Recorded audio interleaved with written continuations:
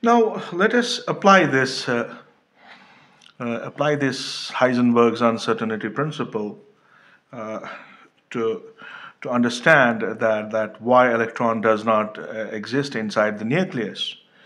So if now if a particular type of particle is to exist within the nucleus, then uncertainty in its position in the nucleus, it should be of the order of the radius of that nucleus, right? And the radius of a typical nucleus is of the order of Fermi. It's of the order of 10 to the power of minus 14 meters.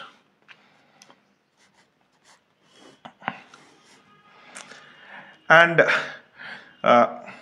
hence, we can say that if the electron is to exist within this range of distance, then within this range of the nucleus, there is uncertainty in its position, and that uncertainty, if I take this r, this r can be taken as the uncertainty in the measurement of the position. So this uncertainty in the measurement of position can always be greater or equal to 10 to the power of minus 14 meters. Right. Now, if we make use of the uncertainty principle here, what it says is that delta px is greater or equal to h cross by 2, right? So I can understand this h bar is h by 2 pi. Now, this delta x, what is delta x? This is basically the uncertainty in the measurement of position. So using Heisenberg's uncertainty principle here, we can calculate the uncertainty in the measurement of momentum. So what's going to happen here is if I use for delta x here, I will have this delta px greater or equal to h cross by 2 delta x. That should be the case, right? And we can use the values of Planck's constant and delta x, and we can have the value for uncertainty in the measurement of momentum. So what's going to happen here is that this delta px it can be taken now nearly equal to what Planck's constant. This is h by 2 pi times 2 delta x. So for h, what I have for h is 6.6 times 10 to the power minus 34 joule seconds divided by 2 pi times 10 to the power of minus 14. And this will give us the value equal to 5.3 times 10 to the power of minus 21 kilogram meter per second. So what does it mean? This means that the total momentum of this electron in the nucleus, we are assuming this electron to be inside the nucleus, this total momentum of this electron inside the nucleus be at least of this order, 5.3 into 10 to the power of minus 31, and we can talk of rest mass of electron. What's the rest mass of electron? It's 9.1 into 10 to the power of minus 31 kilograms.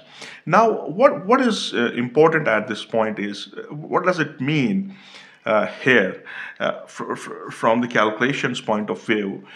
Is that the above value of momentum that we have here, 5.3 into 10 to the power of minus 21 kilogram per meter second.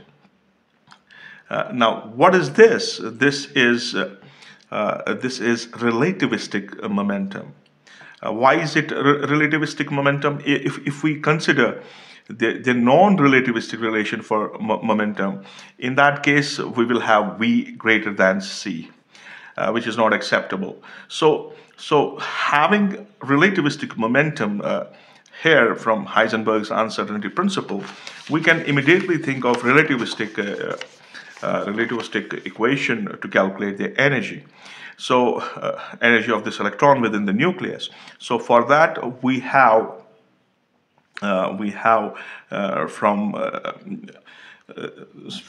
from special theory of relativity point of view, we have the total energy. What's that? That is m naught square c to the power of 4 plus p square c square whole raised power 1 by 2.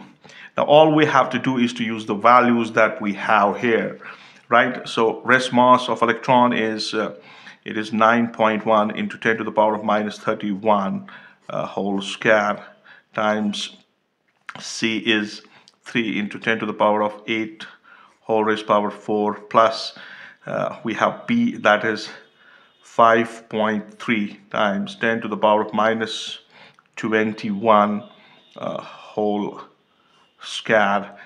Then we have C square, that means 3 times 10 to the power of 8 whole square.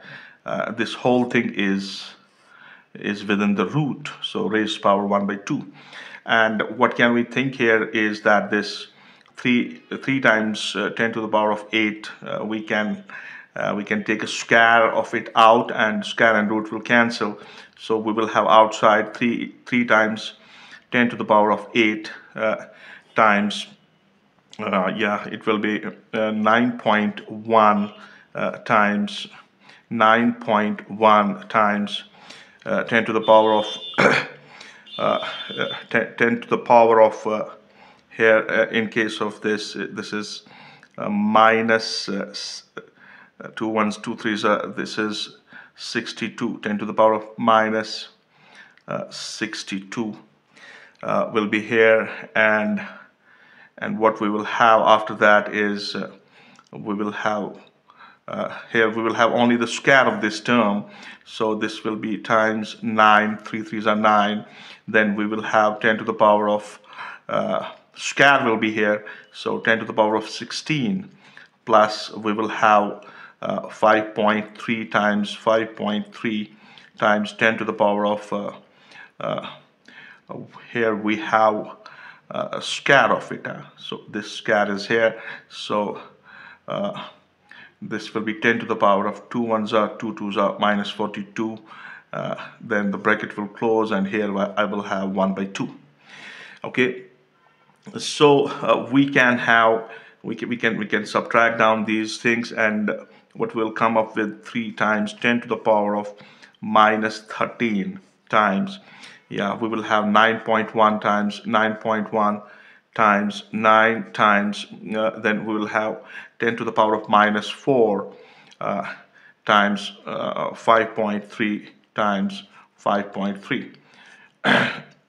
So here we will have 10 to the power of minus 13, right? So we have taken the square of the terms from this equation. That can be done, that can be solved. Now after this, what we achieve for this relativistic energy is that this energy comes out to be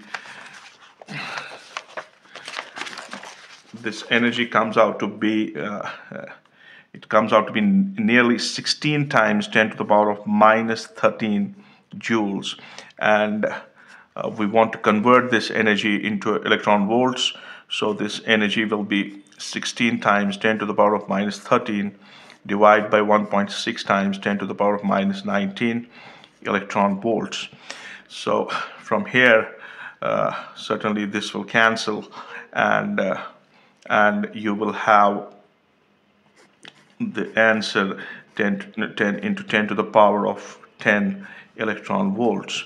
So the energy nearly comes out to be 10 mega electron volts. So what we did is we assumed that this electron is inside the nucleus, and we applied Heisenberg's uncertainty principle, and we tried to calculate the energy that this electron possesses. It must possess if it is lying inside the nucleus. Now the point is that what we see experimentally is that the rest mass energy of this electron is only it's only 0.5 mega electron volts, and and experimentally the highest value of the kinetic energy of beta particles, if we assume that these beta particles are electrons, they have the energies that are emitted from the nucleus. They have the energies of the order of 3 to 4 mega electron volts. So since we can see that the energy of the emitted particles from the nucleus, it's very less in comparison to the predicted energy of this electron inside the nucleus. We can say that the electron does not exist inside the nucleus, or we can say that electron is not a constituent particle of the nucleus. And there are many other arguments that can be added here to the inexistence of electron inside the nucleus. And here the point is very clear that the energy that we have been in a position to calculate comes out to be greater than that of the particles that are coming out of the nucleus. If we think on the basis of the forces between the nuclear particles, suppose we have nuclear forces inside the nucleus, right? And the binding energy per nucleon in a nucleus is of the order of 8 mega electron volts on an average. And now, if electron exists inside the nucleus, these nuclear electrons, the electrons we are assuming, these electrons should interact with protons very strongly, and if they interact with these protons strongly, they should be in a position to interact with them strongly, which is not the case. And the orbital electrons that we on the other hand see, they only interact electrically with the nucleus. If we have orbital electron revolving around this nucleus, they are interacting electrically with the protons, which is comparatively very weak interaction. And that interaction is not calculated to be of the order of this 8 mega electron volts. Even the fast electrons are scattered by the nucleus, right? So these these particles behave in such a way as if these were acted upon only by the electric forces. There doesn't seem to have a nuclear force involved in it. It only interacts with the nucleus through these electric forces. But if, for the same case, if we take on protons, and protons are scattered by nucleus, and these show departures, the force of interaction. If you bypass a proton close to the nucleus, there is a very strong departure from electrical forces, which is supposed to be due to the nuclear force between the proton and the nucleus, if it is coming within that short range of the nucleus, where nuclear forces actually come in action. So it is not possible for electrons to behave in two different ways. That is, for one half to have a strong interaction, and for the other half to have only weak interaction with the protons. This again is an important indicator of the fact that electrons are not the constituent particles of this nucleus.